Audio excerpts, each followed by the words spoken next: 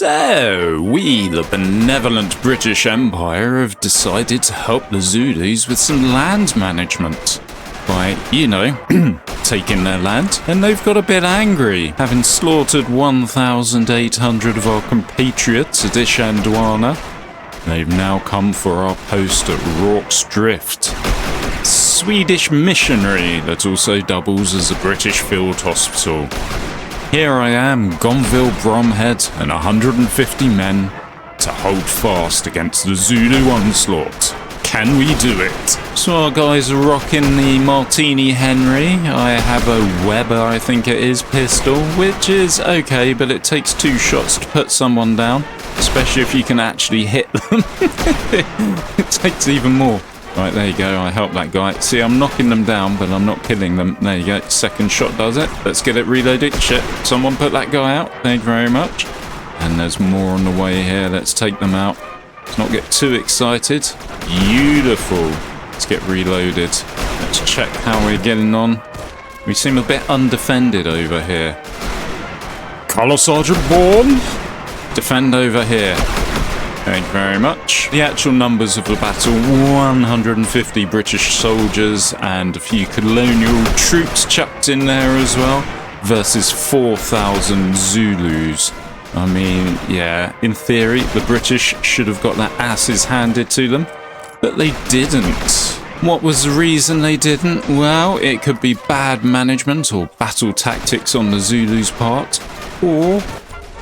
oh shit. Get me to Surgeon Reynolds. That's it. Take him out. Beautiful. We have bayonets as well on our Martini Henrys. They are getting a bit close here. Right. Come on. Let's make sure we keep them away from the flag. It's all about the flag. Yeah, why didn't they win? I mean, if you have 4,000 Zulus with spears and some muskets, they didn't have Martini Henrys, they had old-fashioned muskets. They should have just charged in, taken the losses, and then won. But no, they didn't. They seemed to come in waves, and then the punishing British volley fire would have finished them off as they came piecemeal. King Quechua, the leader of the Zulus, or the ruler of the Zulus, he did say to his generals not to attack fortified British positions, and what did they do? They attacked fortified British positions. Right, there's only so much I can do, chaps. Come on. Good. Seem to be running around in circles here. How are we doing? I think we're actually winning this. This is good. We've got the numbers on our side at the moment. I did try and make it to do 4,000 Zulus versus 150 British, but then my computer started smoking, so I thought, no, better not be doing that, eh? There's several maps for Rorke's Drift. This is what the place is called. One of them is much more detail. You have cattle corral, you have 2 stories on the hospital building. Yeah, you have a lot better detail. But unfortunately, the guys don't stand behind the walls, which kind of ruins the immersion a bit. So, yeah, we've gone for this one, which is another one. It's better than I could do, but it's not exactly historically accurate as to how the compound was laid out. Right, they're getting a bit close. Right, no. Right, we can use the bayonet. Let's go. Have that. I think it's 2 on the bayonet as well. No, he just ran through me that.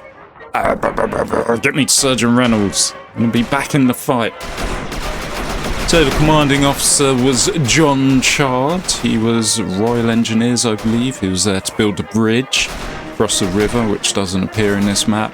And then you had Gonville Bromhead, whose post it was. I mean, who calls a child Gonville? What an interesting name that is. I'm sure there'll be some children in the not too distant future called Gonville, but we'll see whether it ever makes a resurgence. Still, I can't really criticise on names. My name is dying out as well. No one has been called my name in like a year or 2 now. Killed by Max. Come on, let's get in here. Let's have a go with the Martini Henry, we may as well. So this is a 1-shot, 1-kill, and we got a bit of range on it as well. Shoot. I think I hit his legs there. He's getting back up though. We can get this guy though if no one else takes him out. There you go. Beautiful. Killed Tubular. Wonder if he had some bells on. Right, and stood up at just the right time there. Now, the reason the British won, it would have been technology. They have spears, we have guns. Which is better? It's pretty fucking obvious. And that's pretty much how most empires are formed. They have a better technological weapon advantage over other people, or military tactics, like the Romans, and they're marching around with their swords and shields and pila to throw as ranged weapons, and then of course their formation, their battle tactics, it was just superior to everyone else. For that you had the Greek phalanx, but of course the Greek phalanx, if it was flanked, it kind of falls apart. It was the Roman Tetsudo. Yeah, just amazing. Right, I think we've won, we've done it. Well done, chaps. Let's go and have a cup of tea and a cucumber sandwich. Let's change things up a little, make it a bit different. So we've now changed to the Zulu side, and the Zulus have been speaking to their Russian weapon dealers, and we now have some RK-44s, thumpers, frag grenades, and I've got a sniper rifle as well, because let's face it, this is Ravenfield. As soon as I get closer, I'm going to get shot before I can even see anyone. Let's have a little crack with the thumper, see if we're in range. We're not. How about now? Killed by Blondie. Can the British withstand the RK-44s? I think we have the slight advantage right now. My guys are charging forward into the outpost. There it is on the distance. There'll be no spearing going on here. Right, let's do some sniping. Good, got somebody. They're quite easy to see in their red coats, I mean. Some desert camo, would that be too hard? Beautiful. Reload. Why am I the only one up here? Right, let's try this thumper again. Yeah, look at that. Feel the technological advances, bitches. I think every time I get too close, I get killed. They're still quite deadly with their Martini Henrys, so I'm probably better off standing back and sniping, but I do want to get a few more thumper hits going on. Maybe even a frag grenade. Right, about this angle. This is going to do it, this is going to do it, this is going to do it. Beautiful! Enon boy. And again, I think we did some damage, but we didn't kill anyone there. There we go, we got a Predator. We got Nolberg. We got 3 in 1 there. Lower it. Whenever I get close, there's just nothing to hide behind here. So the end casualties of Rorke's drift. The British lost about 10 people from 150, which is just under 10%, 7.5%, I believe, if my math serves me correctly. Whereas the Zulus lost around 400 to 500, which is 10%. So in theory, they had greater casualties. 400 doesn't sound too much if you've ever actually watched the film Zulu. Loads of them get slaughtered. Great film, worth watching. It's free on YouTube if you Google it somewhere. At least I think it's free. Don't quote me on that.